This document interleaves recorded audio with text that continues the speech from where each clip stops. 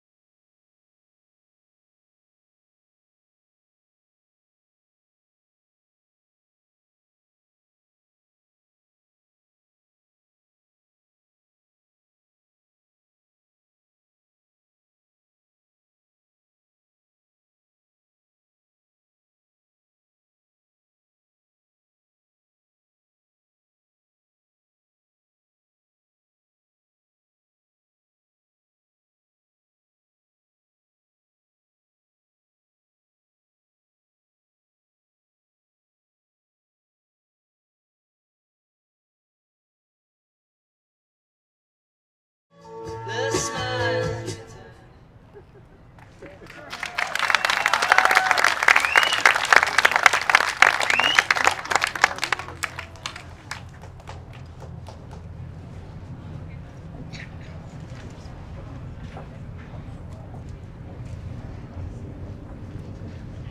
A couple of days ago, before the pandemic lockdown, Michael wants to go to Ilana's birthday party with his friends. His wife does not want him to go. She is fearful he'll get COVID. They argue back and forth, and he says, the pandemic is a hoax. You are overreacting. And she says, okay, go and play the Russian roulette with your life. Bang, bang, bang. Joanne looks out the window. There's a strange woman in the garden. She is lifting up the pots, looking under the rocks. Is she trying to find a key? What do you want? Go away. The woman wants a drink of water. Joanne cannot give her a drink of water. The woman has no mask. Joanne is high risk. The woman tells her, turn on the hose. It's a blistering July heat. The woman is childlike, no mask, no hat, no water. Joanne goes down to the basement where she can safely turn the water on, runs back up the stairs, looks out the window, but she's gone. She couldn't give a thirsty woman a drink of water. Water. When Joanne was a little girl, she was thirsty for her mother. Joanne heard the ice cream truck bells, and she ran into her mother's room to steal money from her mother to buy her friends ice cream. I had a lovely time at the party with my friends. I got home and my wife's watching the news. I say hello. She doesn't look at me. Doesn't even acknowledge my hello. She points me to the TV. I know I'm in a doghouse. Dr. Fauci's on. He's telling us Corona is everywhere. It is most transmissible person to person. We have to wear a mask when we go out. Keep socially distanced, wash your hands, and do not go to any social gathering and parties. You can get the virus and give it to someone you love. My wife, she looks at me with fire in her eyes. I am ashamed of myself. That night, I woke up scared with a dream. Michael is back in Pakistan, where he grew up. There's an epidemic. He's 12 years old, and his skin is all itchy. He has caught the chicken pox, and he has scabs, and he can't stop itching. Grandma says, "Do not itch. Do not scratch. You will be fine." But Michael dreams of being an actor with beautiful skin. If he has scabs on his face, that's all over.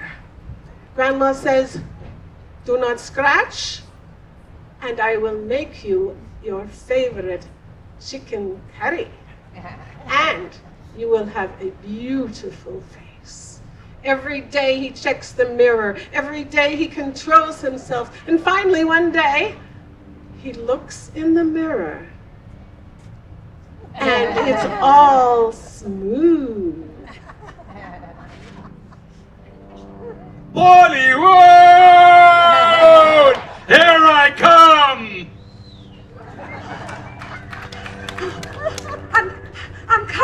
I'm coming. Wait for me. But they're running away with the ice cream. They're running away with the ice cream. Wait for me. I want to play. Wait for me. They're gone. I wish I could go back and talk to that little blue Joanne and tell her, you are gonna have friends. You're gonna have to wait a bit, but it's gonna be worth it. Right, guys? Yes! And they give the best hugs.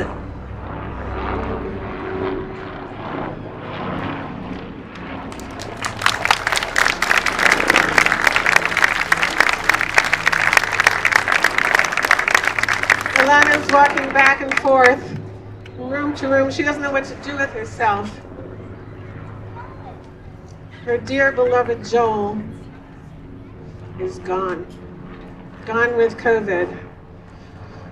I won't be sad. I won't be sad. I won't be sad. But I am sad. COVID sad. Joel, the beautiful playwright. Joel, the professor. Joel, the poet. Joel, the pain in the ass. Joel, the nerd. Joel, the Shakespearean poet. Joel would write lines like this for me. As we age together, you open all my wonder. My sun in any weather. Your lightning clasps my thunder. Joel, Joel, Joel, what am I gonna do? Oh, what's that, the phone? Hello? Oh, you want an editing job? Yeah, I can do that. Oh, did you say deadline? All right, I'll do it. Ilana's suddenly in a hurry. She has urgent things to do. She goes outside and in a box on the sidewalk, a turtle is trapped. It'll die in the heat if left out there by itself. No agency agrees to help her. Suddenly, out of the blue, an acquaintance appears like an angel. She agrees to take the turtle home. Ilana goes home, wondering. There's something a bit strange about this turtle. How is it that the turtle turned up and then this angel, Sue, who I barely know, turns up to rescue it? Something's going on here. Wait a minute. Joel used to tell this silly, silly joke about a snail and a turtle. He would sell it to anybody. Joel sent the turtle. I know it. Joel sent that turtle. It's a message to me. Oh, the phone again. Hello. Oh, Sue. Yeah, what happened with the turtle? Oh, the wildlife preserve is going to save the turtle. And Sue told me it has eggs in its tummy. There's going to be new life. Baby turtles! What are those men doing there? And those trucks? One is very disheveled. And two men are slouching in the front truck. And one's standing against the open door, and he's directly in the middle of the path.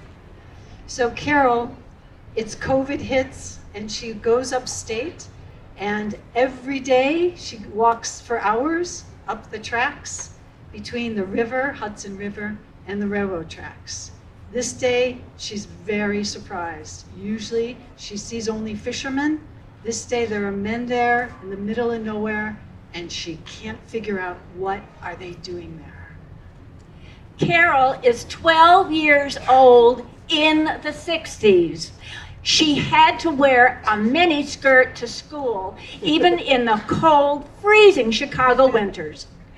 One morning, walking to school when it's dark, she hears footsteps running toward her, running, and she looks and she sees an 8-year-old boy running toward her as fast as he can, and then as he gets in front of her, he puts his hand up her skirt, he hits her on the thigh between her legs and runs off as fast as he can. Ah!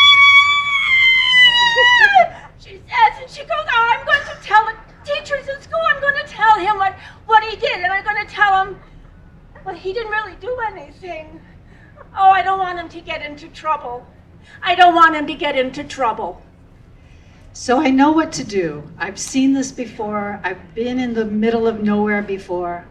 I just stay calm. I just keep walking. They have plenty of time to get out of the way and let me pass. I get closer and I decide to just say hello. But before I do, they say something to each other in a foreign language and then they crack up.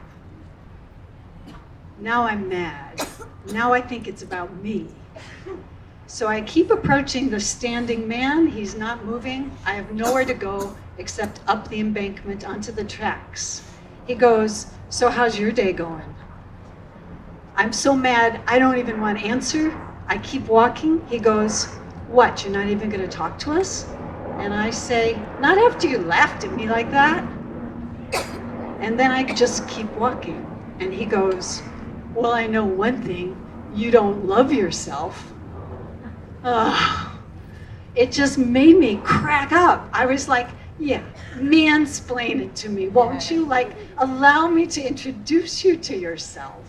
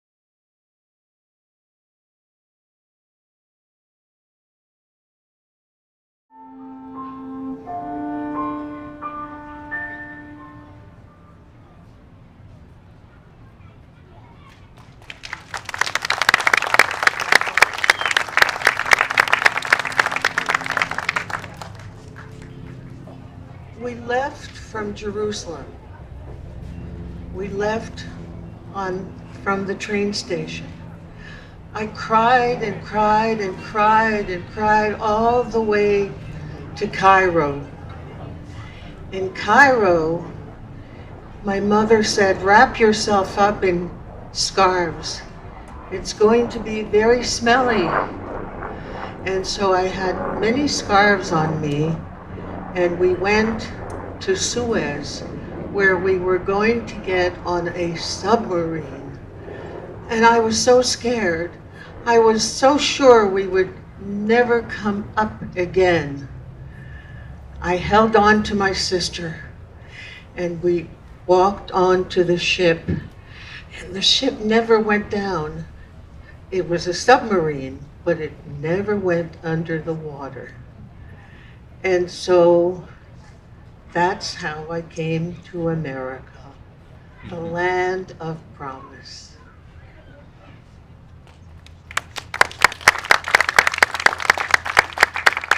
On your left, Washington Square, in Greenwich Village,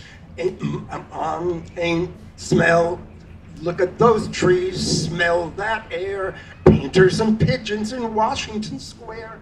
On your right, Waverly Place, bit of Paris in Greenwich Village. My, what charm, my, what grace, wonderful people on Waverly Place. Ever since 1870, Greenwich Village has been the bohemian cradle of painters, writers, actors, etc., who've gone on to fame and fortune. Today, who knows what future greats live in these twisting alleys? Come along! Here you see Christopher Street, right in the heart of Greenwich Village. My, ain't it quaint, ain't it sweet? Interesting people on Christopher Street, poets, writers, actors, dancers. Here we live, here we love.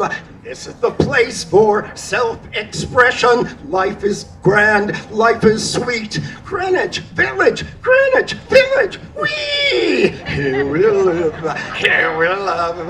This is the place for self-expression. Life is grand, life is sweet. Interesting people living on Christopher Street. Interesting people live on Christopher Street.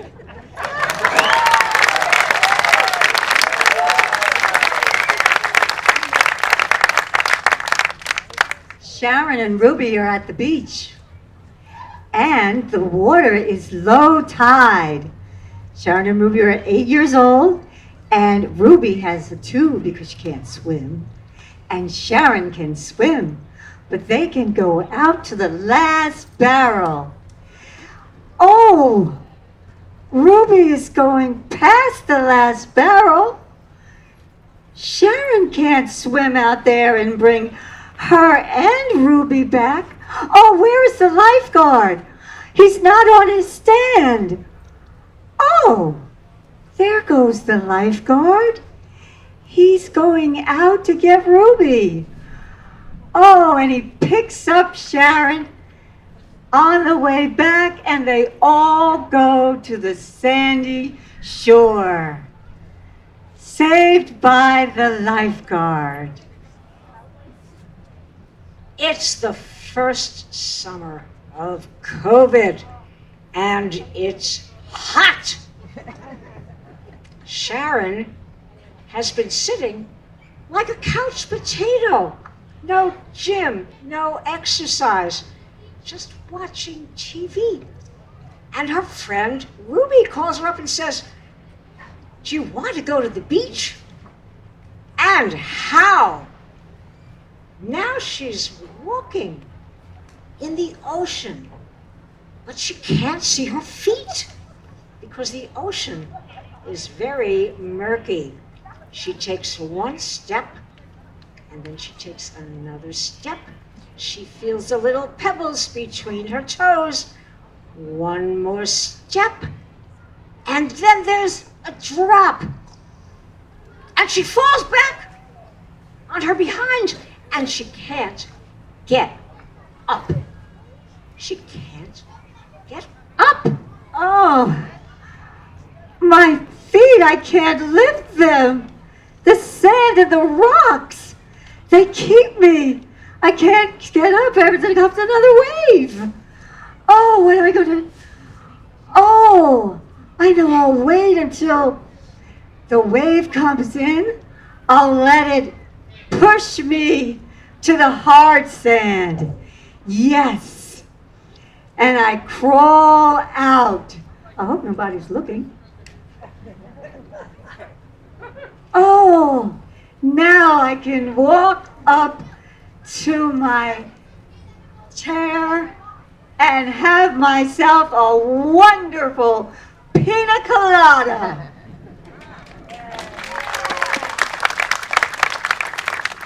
When COVID hit, Jonathan was finishing a biography of Eve Adams, a Polish-Jewish lesbian immigrant to the U.S. in 1912.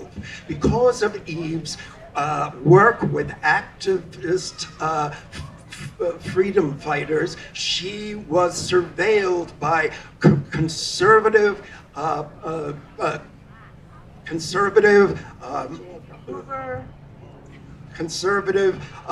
public officials and deported, because when she was deported, as Jonathan finished his biography of Eve Adams in his own society, an autocratic U.S. president incited neo-Nazis and white supremacists to commit violence against immigrants and black and brown people and LGBT people. The virus of hate joined COVID to create a national political viral plague.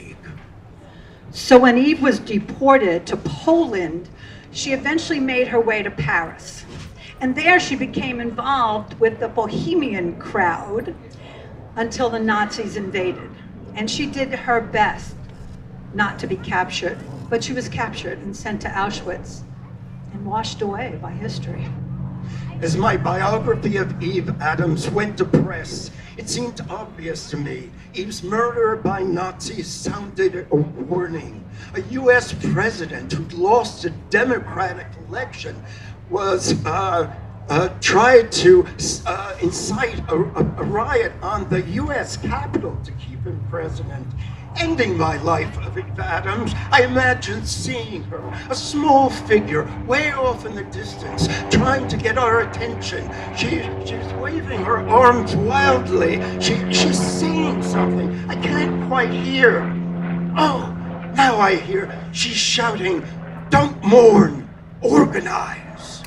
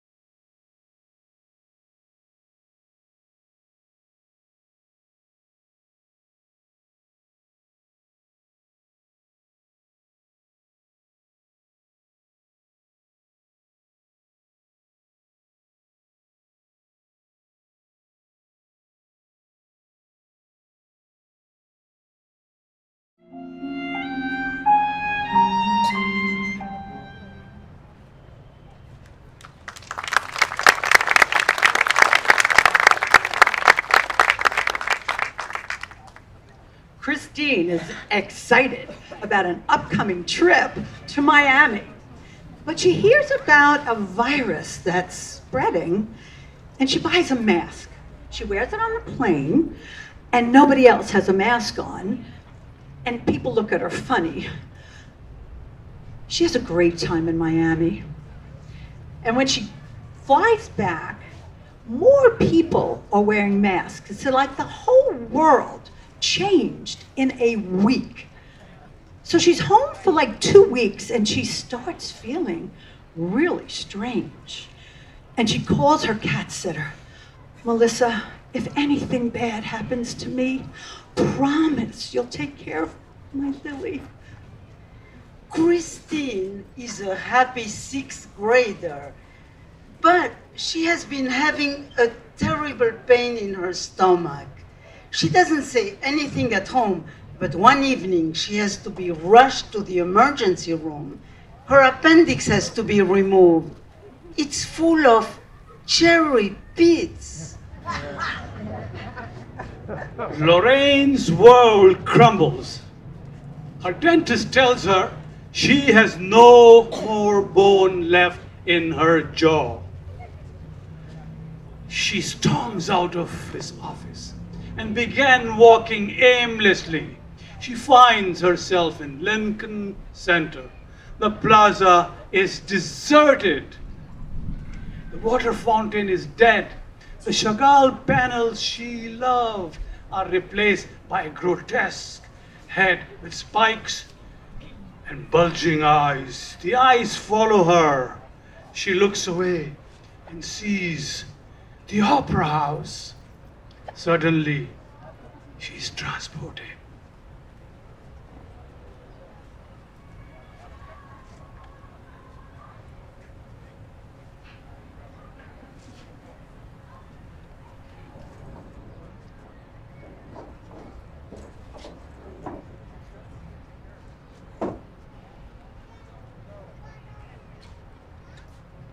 I'm at the Metropolitan Opera House.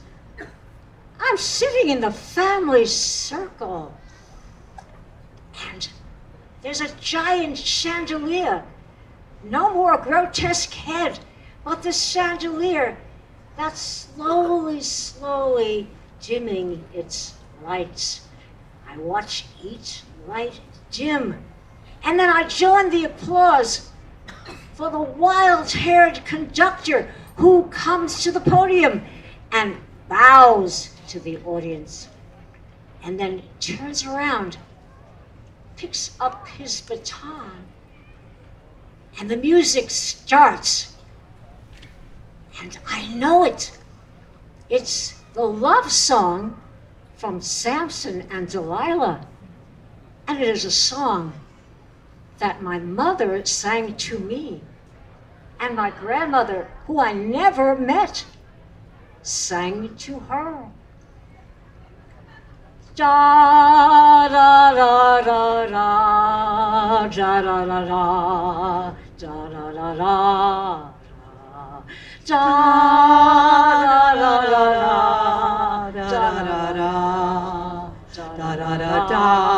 da. Turns out, when I got sick, Lily got sick. But the vet couldn't come to the house. I couldn't go to the vet. It was locked down. So Melissa came all the way from Brooklyn. She went to the vet, got the medication, and dropped it at my front door. Then I called my doctor. I said, I can't smell anything. I can't taste anything. What should I do? He said, stay home, and if you have trouble breathing, call 911. I've been cast out. I'm back in this plaza. And there's that head, that grotesque head with those weird eyes that are following me. I don't know what to do. And then I see a security guard, and he's walking by, and I say to him, excuse me, sir, could you tell me, what is that hideous head all about over there? The one with the bulging eyes. He says to me, what head? I said, we're right there, take a look, look up. He looks up and he says, Lady, I have no idea. I turn around and think to myself, what am I going to do now? And then I see it straight ahead of me. There's a sign that says, bed, bath, and beyond. And I have coupons.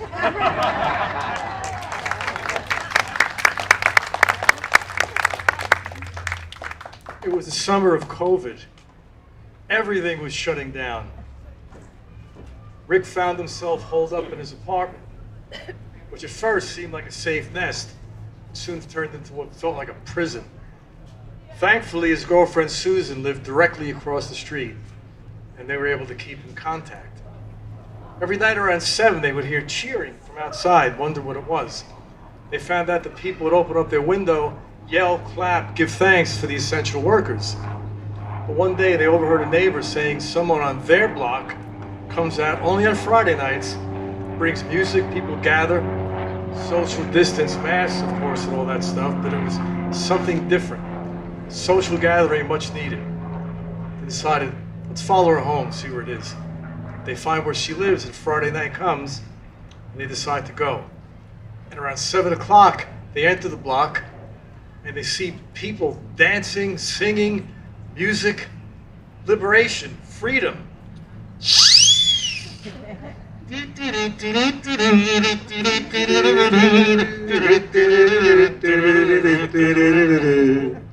The first time Rick went to Italy, he was fascinated by the beautiful buildings, the architecture, the plazas, getting cappuccino, and having the best time of his life. He enjoyed his first trip to Italy. It was magnificent.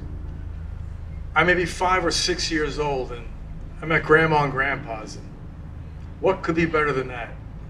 Well, it was the day of New Year's Eve, getting ready for the big party. The place looked fantastic. The basement had murals painted on the wall. There were colored lights for special occasions. Grandma, can we put those lights on? Ah, sure. No, we put them on tonight. You're gonna like it. Don't worry. Food. What are you making? Ah, scungile, calamar, rice bowl. Can I have some? Only you. Everybody else, they gotta wait. Fantastic. Thank you, Grandma. The night comes. Is Uncle Charlie coming? Hey, Uncle Charlie, Aunt Connie, Linda, Bobby, everybody gonna come.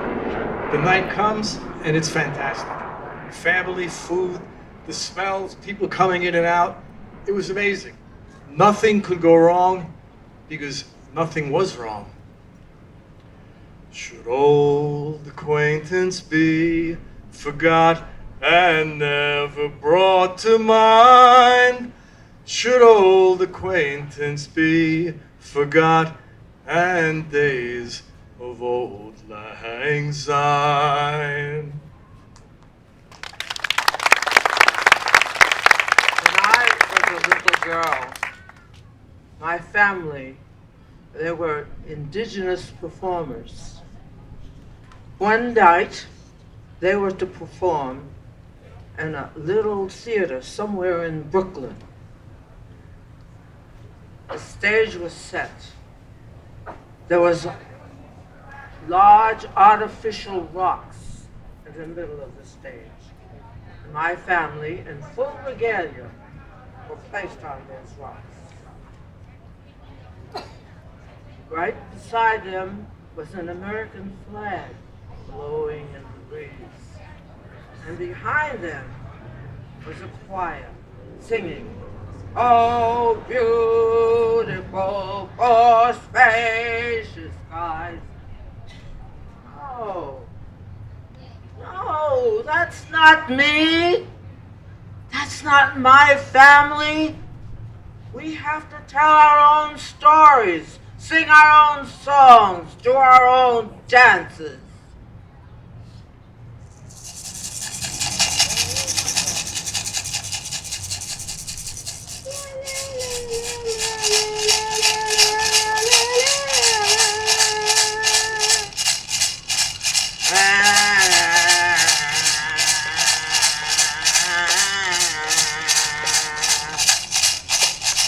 La la la la la la la la la la la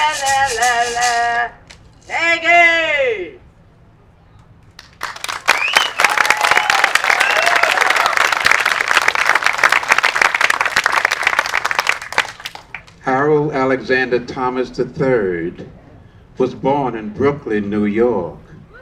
But he was the first out of 7 generations, all the way going back to the Danish West Indies to the U.S. Virgin Islands. His 2 brothers, his mother, father, grandparents. He's the only one because Dad was in the Navy. But we grew up in the Amsterdam houses, which was in Midtown Manhattan. They had a lot of cultural events and speaking and theater, singing, acting. And it was a wonderful, wonderful early life. And I learned to cook from my mom. And I used to have these Saturday breakfasts with my friends with fresh squeezed orange juice and Western omelets and real toast and real sausage.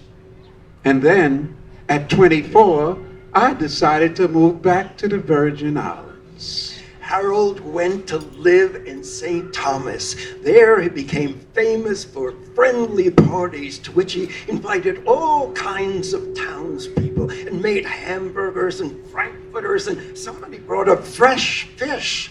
Harold had been warned about hurricanes, but he had never seen one until he did. He was living on the top floor of a 3-story house when the wind came with the sound of an express train and blew the roof off Harold's house, and Harold was homeless. Homeless. After 25 years in the Virgin Islands. But that inspired me to come back and do better, and got involved in fashion and got involved in theater and started a catering company and was boogieing down for many, many years. And 2020, I was planning my 72nd birthday. I had the DJ, the caterers, the food, the music and everything. And COVID hit. And I had to cancel my party. I was down and feeling all low on the 20th of April. My cousin Ida called me, said, "Get dressed, we're going to lunch to your favorite place." She drove over. We went, scooped up some wonderful food from a vegetarian place, went to Riverside Park where we stayed in the car because you have to stay social distance. All of a sudden, my favorite nephew says, "Uncle Harold, come on by, I got a gift for you." We drove over. He had me a 6-inch carrot cake, a delicious Thai lunch, some frozen margaritas that was thawing out. But the best part was that he had some marijuana and a new glass pipe. It was the best party I had. We beat COVID.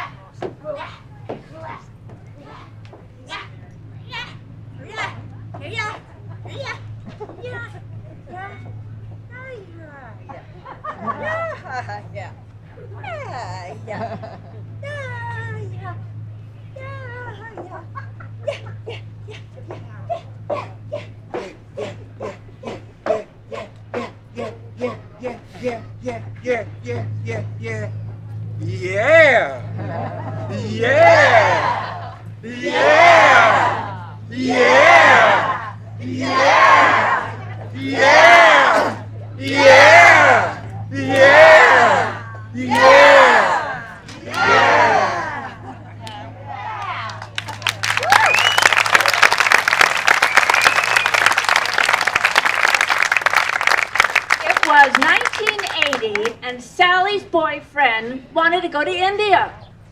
He wanted to become enlightened. So Sally thought, well, if he becomes enlightened, I should be there to see it happen. So she went to India with him. The first day in Delhi was like, oh my God! So many people, right up to your elbows. There were cars, there were rickshaws, there were bicycles everywhere, and sacred cows. How do you even get across the street? So we went to the older section of Delhi, where it was smaller and quieter, but it was narrower.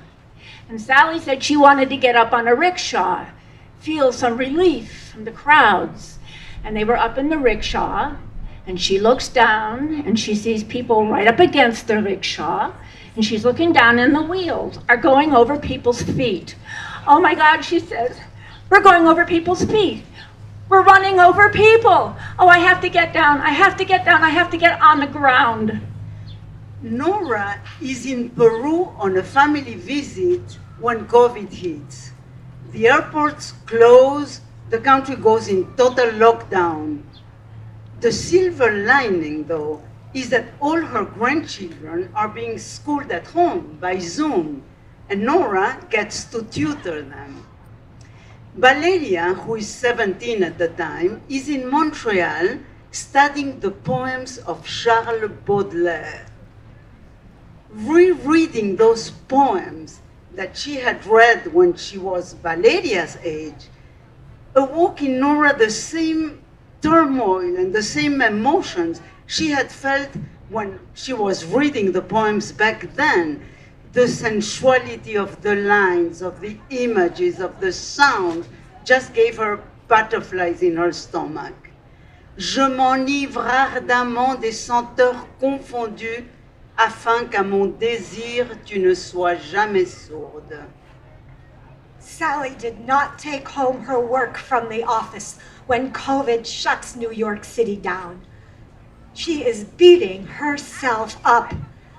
She looks out the window, and there's a whole city unprepared. She is not to blame. So now we are going up in the mountains, up the Himalayas, up, and we're going to take a bus. Now I am sitting by the window, and I can look below as we go up, and I see miles below terraced land. Beautiful clouds coming in, rice paddies, vultures flying over these beautiful paddies. And I look directly down the window, and I do not see any road under the window. And I am going, oh my God, we're going to go off the road. We're going to go off the road. And then I look up, and I'm looking at the rearview mirror, and the bus driver is looking at me. He thinks I'm the most interesting thing he's ever seen, and he doesn't take his eyes off me. And I'm thinking, no, don't look at me, look at the road, because we're going to go off the road. And he starts laughing at me. He is laughing, and I'm going, don't laugh at me, don't laugh at me, don't laugh at me. And suddenly I am free.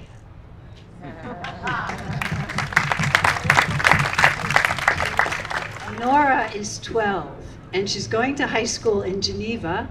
She goes home after school with her girlfriend Laurence, and they're talking about boys. Nora talks about Dominique, his deep brown eyes, how she can look right into his soul, his pencil-thin legs, how he walks like Jean-Paul Belmondo. And then she hears her mother's car horn. What a turnoff. She's got to go home with her nervous mother driver. So she gets in, they get home, she gets to get out of the car, and she looks over to her mother. She's not moving. So Nora is sitting, so I'm sitting in the car with my mom, and she says, Nora, I would like you to tell me what you know about the making of babies and men and women. And I'm thinking, no, this is not happening. Mom, I know everything. I'm 12 years old. Yes, Nora, but I would like you to tell me in your own words. This is so much like her. She wants me to tell her. I'm not saying a word. I'm not playing this game. I get out of the car and slam the door. So Valeria now has to write a poem in the manner of Baudelaire. And I'm thinking, how am I going to deal with the emotions I feel with the poems? And this is my granddaughter. So I see that Baudelaire has a poem called Le Chat, the cat. So I have an idea, Valeria, why don't you write a poem about your dog? She has a chihuahua that's very playful and mischievous, not a sensuous bone in its body. So we do that. The exercise goes very well. I'm very proud of myself. You know, I've handled this pretty well. But what were the words that my mother could not say to me? What were the words that I could not say to Valeria? What were the words? I've got an idea. Why don't you try doing it with a song? I didn't know what time it was, then I met you. Ah, what a lovely time it was, how sublime it was too. I didn't know what day it was. You took my hand, warm as the month of May it was. And I'll say it was grand, grand to see your face, feel your touch, hear your voice say, you're my own. Grand to be alive, to be young, to be mad, to be yours alone. I didn't know what year it was. Life was no prize. I wanted love, and here it was, shining out of your eyes. I'm wise, and I know what time it is now.